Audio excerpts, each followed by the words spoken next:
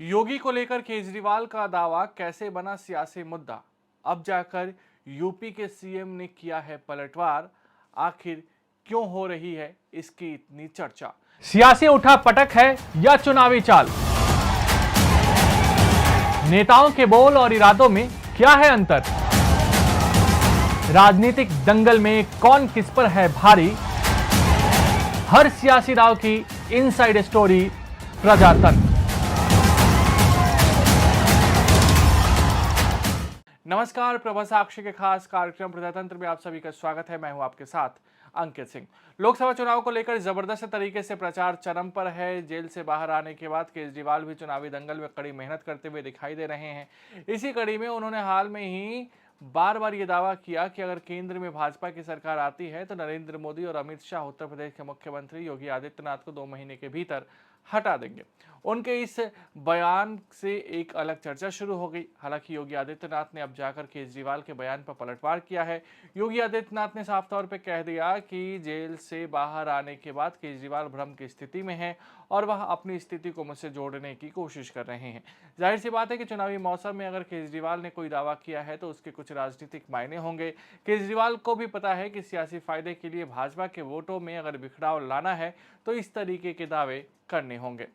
योगी ने क्या कहा। बिना किसी व्यक्तिगत महत्वाकांक्षा के खुद को योगी कहते हुए उत्तर प्रदेश के मुख्यमंत्री ने दिल्ली के मुख्यमंत्री अरविंद केजरीवाल पर कटाक्ष किया और हमीरपुर महोबा की एक रैली में कहा कि जब से वे जेल से रिहा हुए हैं उन्होंने अपना सब कुछ खो दिया है। रैली में आदित्यनाथ ने कहा, जेल से रिहा होने के बाद केजरीवाल अपना दिमाग खो बैठे हैं। सनातन और हिंदू धर्म के प्रति मेरी प्रतिबद्धता अटल है और मैं इसके लिए 100 जन्मों के बाद भी सत्ता छोड़ सकता हूं। उन्होंने तंज कसते हुए कहा कि वह मुख्यमंत्री पद के लिए इतने लालची हो गए हैं कि वह अपनी समस्या को मुझसे जोड़ने की कोशिश कर रहे हैं। उनकी खांसी कम हो गई थी। केजरीवाल ने क्या कहा था। 11 मई को केजरीवाल ने कहा था कि अगर बीजेपी लोकसभा चुनाव जीतती है तो योगी आदित्यनाथ उत्तर प्रदेश के सीएम नहीं रहेंगे। केजरीवाल ने बीजेपी के दिग्गज नेताओं लालकृष्ण आडवाणी, मुरली मनोहर जोशी, शिवराज सिंह चौहान, वसुंधरा राजे, एमएल खट्टर और रमन सिंह का उदाहरण देते हुए कहा कि योगी 2 महीने के भीतर हट जाएंगे। उन्होंने कहा कि लालकृष्ण आडवाणी, मुरली मनोहर जोशी, शिवराज सिंह चौहान, वसुंधरा राजे, मनोहर लाल खट्टर, रमन सिंह का राजनीतिक करियर खत्म हो चुका है। अगले नंबर पर योगी आदित्यनाथ है। अगर भाजपा यह चुनाव जीत जाती है तो 2 महीने के भीतर उत्तर प्रदेश के मुख्यमंत्री पद से उन्हें हटा दिया जाएगा। उन्होंने आगे दावा किया कि प्रधानमंत्री का मिशन एक राष्ट्र एक नेता है। लखनऊ दौरे पर भी केजरीवाल ने यही बात दोहराया था। क्यों बना मुद्दा। इसमें कोई दो राय नहीं है कि योगी आदित्यनाथ भाजपा के बड़े नेता हैं। योगी आदित्यनाथ को मोदी शाह के बाद सबसे ज्यादा निशाने पर विपक्ष रखता भी है। अरविंद केजरीवाल को राजनीति में एजेंडा सेट करने में महारत हासिल है। जेल से बाहर निकलते ही उन्होंने एक तरीके से एजेंडा सेट करने की कोशिश भी की है। पहले की पीएम मोदी अमित शाह के लिए वोट मांग रहे हैं क्योंकि वे 75 वर्ष के हो जाएंगे, फिर अमित शाह को प्रधानमंत्री बना देंगे। दूसरा था कि अगर भाजपा चुनाव जीतती है तो वह योगी आदित्यनाथ को हटा देगी।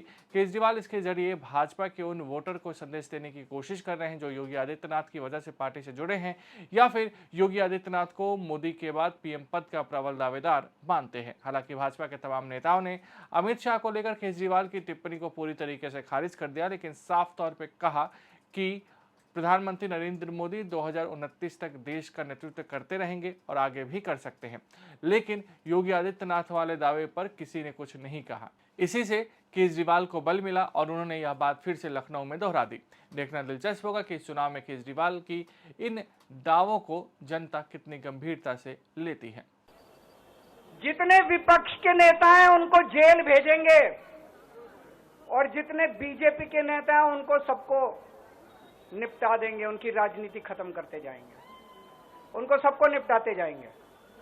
विपक्ष के अंदर आज इन्होंने मनीष सिसोदिया को जेल भेज दिया, संजय सिंह को जेल भेज दिया, सत्येंद्र जैन को जेल भेज दिया, केजरीवाल को जेल भेज दिया, हेमंत सोरेन को जेल भेज दिया, ममता दीदी के कई मंत्रियों को जेल भेज दिया, स्टैलिन के कई मंत्रियों को जेल भेज दिया। केरला के सीएम के पीछे पड़े हैं। अगर ये चुनाव जीत गए, मेरे से लिखवा लो एफिडेविट के ऊपर, थोड़े दिन के बाद ममता दीदी जेल में होंगी, तेजस्वी यादव जेल में होगा, स्टैलिन साहब जेल के अंदर होंगे, पिनरई विजयन जेल के अंदर होंगे, उद्धव ठाकरे जेल के अंदर होंगे, जितने विपक्ष के नेता ये सारे जेल के अंदर होंगे। अगर ये चुनाव जीत गए, इन्होंने बीजेपी का एक नेता नहीं छोड़ा, आडवाणी जी की राजनीति खत्म कर दी इन्होंने, मुरली मनोहर जोशी की राजनीति खत्म कर दी, सुमित्रा महाजन की, शिवराज सिंह चौहान जिसने मध्य प्रदेश का चुनाव जीत के दिया इन लोगों ने, शिवराज सिंह चौहान ने उसको मुख्यमंत्री नहीं बनाया, उसकी राजनीति खत्म कर दी। वसुंधरा राजे की जो राजनीति खत्म कर दी इन्होंने, खट्टर साहब की राजनीति खत्म कर दी, डॉक्टर रमन सिंह की राजनीति खत्म कर दी। अब अगला किसका नंबर है? योगी आदित्यनाथ।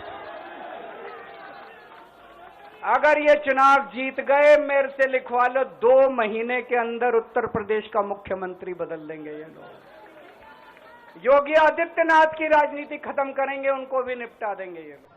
अध्यक्ष, दिल्ली के मुख्यमंत्री अरविंद केजरीवाल की बुद्धि भी भ्रम में पड़ गई है। वो जेल क्या गए कि जेल में जाकर के उनको ये लगता है कि अब जेल के बाहर कभी नहीं आना है, तो अब उनको मुख्यमंत्री पद का इतना लालच हो गया है कि वह अपनी बात को मेरे साथ जोड़ने का प्रयास कर रहे हैं। ये जेल जाने का एक रिएक्शन है। लेकिन मैं एक बात कहना चाहता हूं केजरीवाल जी, ये जेल जाने का आपका अनुभव दिल्ली वासियों के लिए तो बड़ा सुखद है, क्योंकि आपने हाथ में झाड़ू तो लिया, लेकिन आपने अन्ना हजारे जी के सपने को पानी फेरने का काम जरूर कर दिया। अन्ना हजारे जी ने जिस कांग्रेस के भ्रष्टाचार के खिलाफ आंदोलन किया था, जिस अराजकता और जिस अविश्वास के खिलाफ आंदोलन किया था, उसी कांग्रेस को आपने गले का हार बना करके आज जो पाप कर रहे हैं, अन्ना हजारे कभी आपको माफ नहीं कर सकते, कभी नहीं माफ कर सकते हैं। और दूसरा कार्य, आप सत्ता में पहुंचे, भ्रष्टाचारियों को अपने इर्द गिर्द जमावड़ा कर दिए। अन्ना हजारे की आत्मा दुखित होती होगी कि मेरे आंदोलन की उपज किस प्रकार की नकारात्मक राजनीति करते हैं। और दिल्ली वासी इस बात के लिए परेशान हैं कि कम से कम अरविंद केजरीवाल जेल के अंदर थे तो उनकी खांसी बंद थी, अब फिर बाहर आ गए, अब दिल्ली वासियों को फिर खांसने के लिए मजबूर कर देंगे। अगर आप भी लेना चाहते हैं देश दुनिया की तमाम जानकारी तो आज ही सब्सक्राइब करें हमारे चैनल को।